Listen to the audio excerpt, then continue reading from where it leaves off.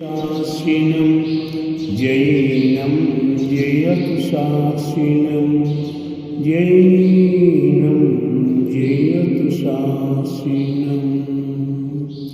बोलो अहिंसा विजन धर्म की जय, बोले विश्व धर्म की जय, श्री मानव धर्म की जय, श्री वर्तमान जिस समय की महावीर भगवान की जय, बोले श्री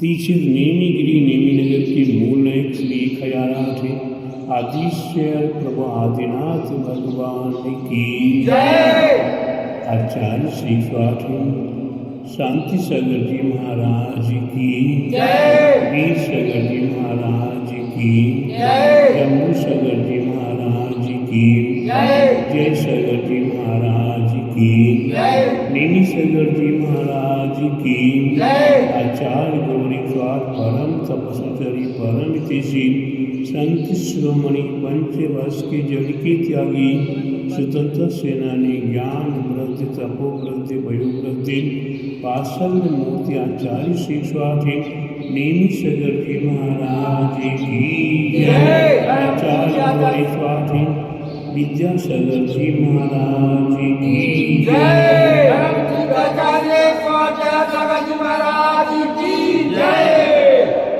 ज्ञात हो, जैसा कि आप सभी को ज्ञात है कि वह पावन दिन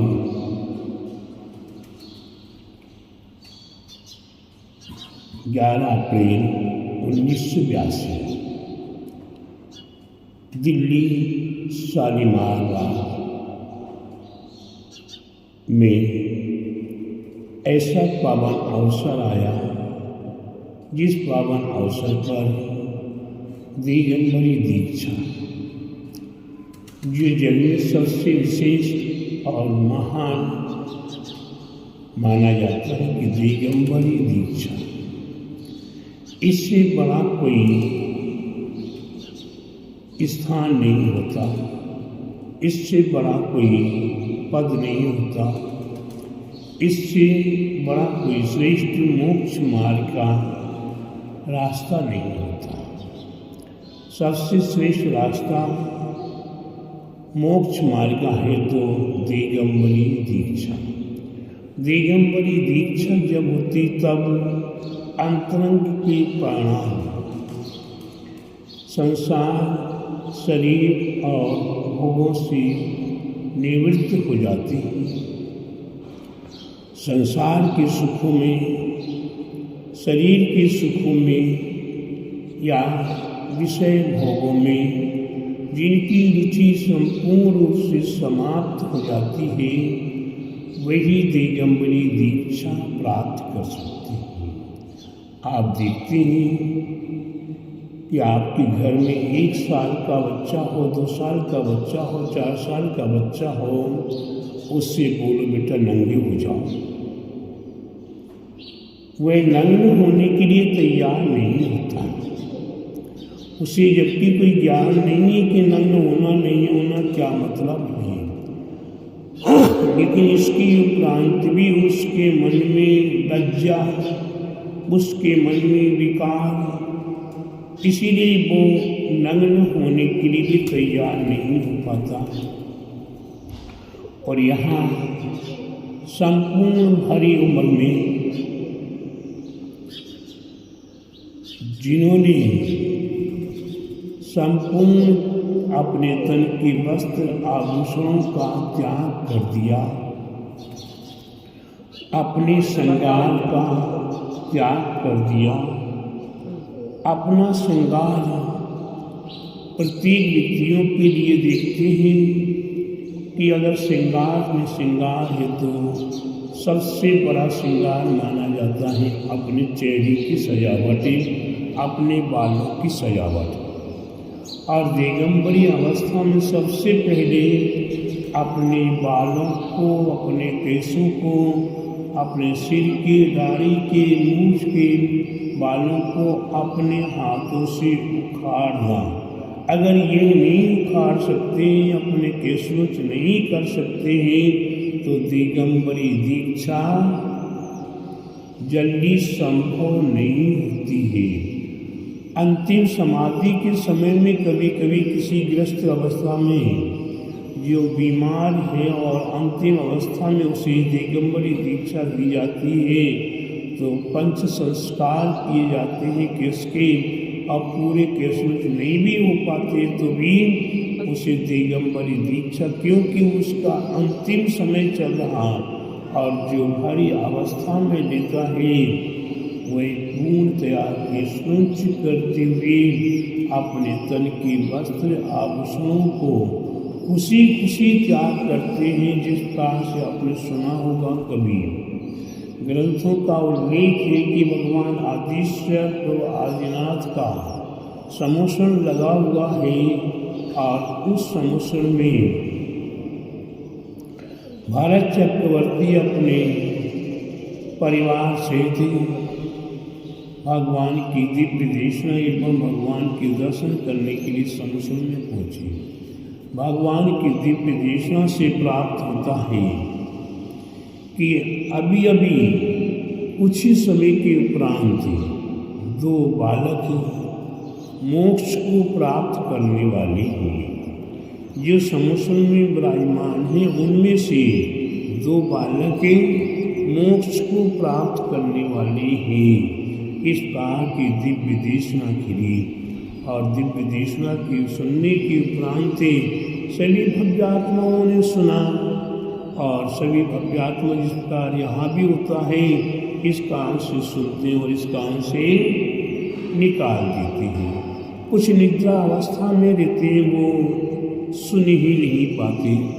कुछों के मन में नाना प्रकार के संसार के विकार परिणाम होते हैं इसलिए वो भी नहीं सुन पाते। लेकिन जो एकाग्र चित्त हुआ करते हैं, जो मन वचन काय के साथ दिव्य देशना का श्रवण कर रहे हैं, उनमें से दो बालकों ने उस दिव्य देशना को श्रवण कर लिया और जैसे वहाँ से दिव्य देशना के समाप्त होने के बाद अपने नगर की ओर अपने परिवार की ओर चलने लगे। रास्ते में चलते चलते दो बालक विचार करते हैं कि मेरे को मौका मिल जाए, मैं जंगल में निकल जाऊँ, दीक्षा ले लूँ, अपना कल्याण कर लूँ, मैं मोक्ष जाऊँगा। और हम बड़े बुजुर्ग देखते हैं कि सभी बालक हम सभी व्यक्ति सीधे चले, दो बालक बार बार पीछे ले जाते हैं, उन बालकों को पकड़ कर लाते हैं और आगे करते हैं। लेकिन वो बालक तो पीछे रह नहीं जाते थे, रहने का कोशिश ही कर रहे थे कि हमें मौका मिले और हम मोक्ष जाएंगे। और जैसे उन्हें मौका मिला और वो पगडंडी को पकड़ के जंगल की ओर प्रवेश कर जाते हैं जंगल में, और वहाँ जाकर एक पाषाण शिला पर बैठकर पंच मुष्टि के सुंच करते हैं और तन के वस्त्र आभूषणों का त्याग कर देते हैं। तन का वस्त्र आभूषण का त्याग करते हैं और एकोशी नित्योशी निरंजनोशी, मैं एक हूँ, नित्य हूँ, निरंजन हूँ, निराकार हूँ, इसमें वह अपने आप में लीन हो जाते हैं और लीन होते उन्हें केवल ज्ञान की प्राप्ति और निर्वाण की प्राप्ति हो जाती है। और यहाँ बालक खो गए सभी लोग यहाँ वहाँ खोज रहे हैं। खोजते देखते कि यहाँ बाजू की आवाज़ आ रही है, चलो हो सकता बालक इस ओर गए हों। जब वहाँ जाकर देखते हैं कि अनेकों प्रकार के देव देवांगनाएं हर्षोल्लास मना रहे हैं और अंतिम केश के संस्कार, नख और केशों के संस्कार कर रहे हैं। तो प्यारे बंधुओं, अपने बालकों के वस्त्र आभूषणों को देखकर वे वहाँ चकित रह जाते कि देखो ये बालक अभी यहाँ वहाँ भटक रहे थे और ये तो देखो हम तो यहाँ पे रह गए और बालकों ने तो अपना कल्याण कर लिया, मुनि बन गए। और उसके उपरांत उन्होंने केवल ज्ञान की प्राप्ति कर ली और केवल ज्ञान की प्राप्ति के उपरांत निर्वाण प्राप्त कर लिया।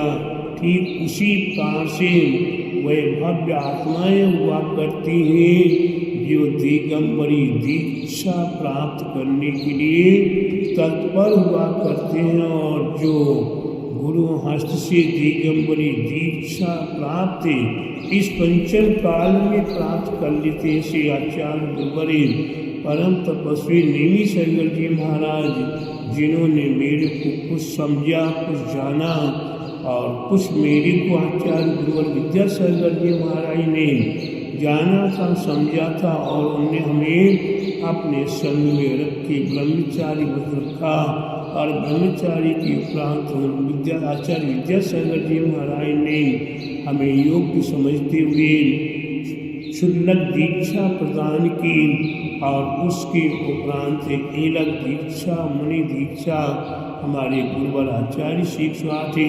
परम तपस्वी 5 वर्ष के जल की त्यागी स्वतंत्र सेनानी ऐसे गुरुवर नेमी सागर जी महाराज, जो आचार्य शांति सागर जी महाराज की परंपरा में शांति सागर जी, वीर सागर जी, जम्बू सागर जी, जय सागर जी और आचार्य गुरुवर नेमी सागर जी महाराज हुए, जिन्होंने अपने हाथों से मेरे को दिगंबरी दीक्षा सारी भाग दिल्ली में प्रदान की और उनने मेरे को संभाला, संबोधा और धीरे धीरे उनने मेरे को यथा योग्य और योग्य समझा तो उन्हें आचार्य पद भी मेरे को प्रदान अपने हाथों से बनारस के मेधागिन धर्मशाला में आचार्य पद भी प्रदान किया। जैसे गुरुवर नेमी सागर जी महाराज को मैं कोटि कोटि नमन करता हूँ, वंदन करता हूँ। आचार्य गुरु विद्यासागर जी महाराज ने हमें ब्रह्मचारी व दिया, संग में रखा, क्षुल्लक दीक्षा दी और बहुत कुछ अध्ययन कराने का प्रयास किया।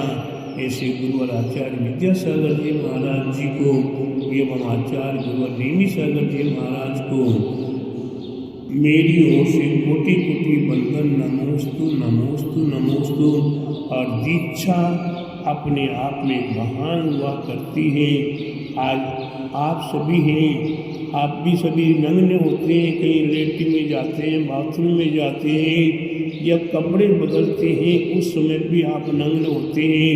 लेकिन आप कमरे के अंदर बंद होते हुए नग्न होते हैं, उस समय भी आपके अंदर लज्जा महसूस हुआ करती है। आप अकेले हैं, कोई नहीं है, लेकिन उसके उपरांत भी आप अपने आप की लज्जा को नहीं जीत पाते हैं।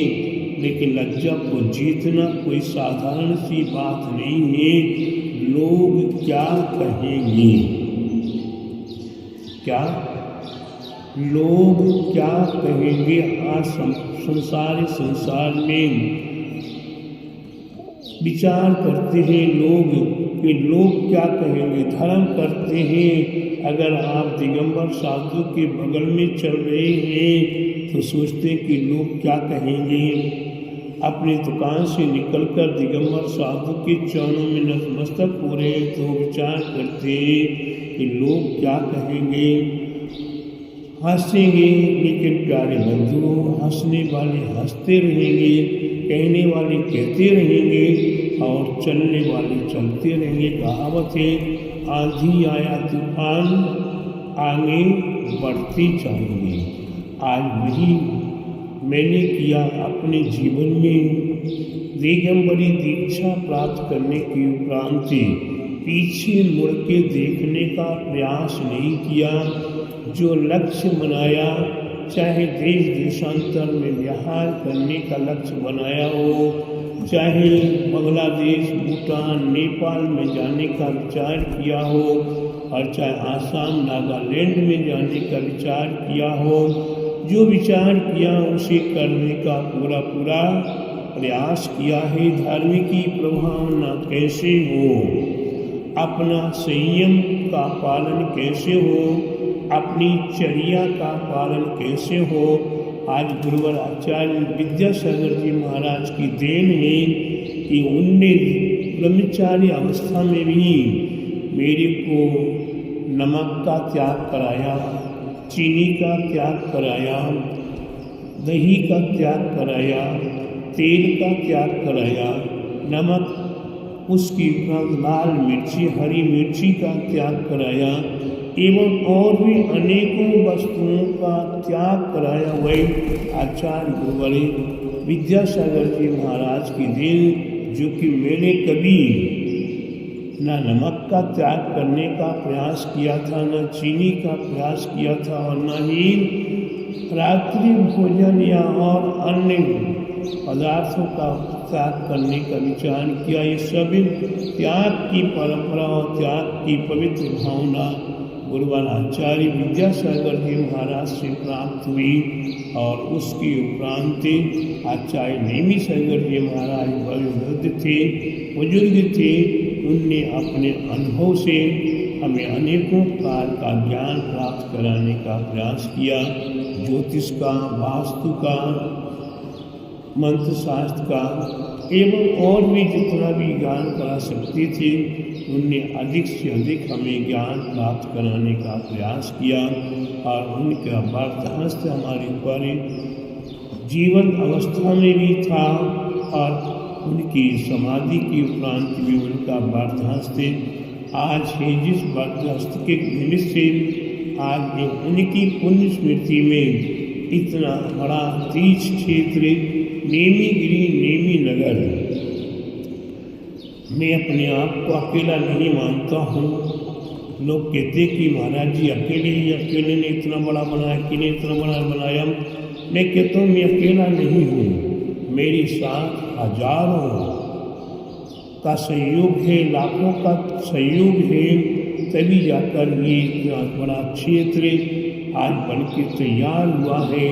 और आज ये देश केवल मात्र ये बंडा में ही नहीं, बुंदेलखंड में ही नहीं, मध्य प्रदेश में ही नहीं, ये भारत देश में ही नहीं, ये देश देशांतर विदेशों तक में इस क्षेत्र का नाम आज चरम सीमा पर धर्म की भावना में आगे बढ़ता चला जा रहा है।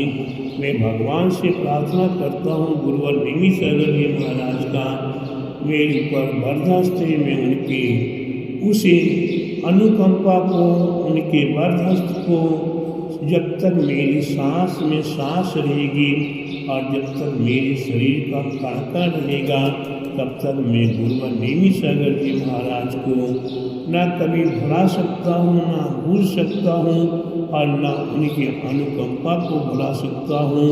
ऐसे गुरुवर नेमी सागर जी महाराज तो मेरी ओर से कोटि कोटि नमोस्तु नमोस्तु नमोस्तु। और आचार्य गुरुवर नेमी सागर जी महाराज की जय।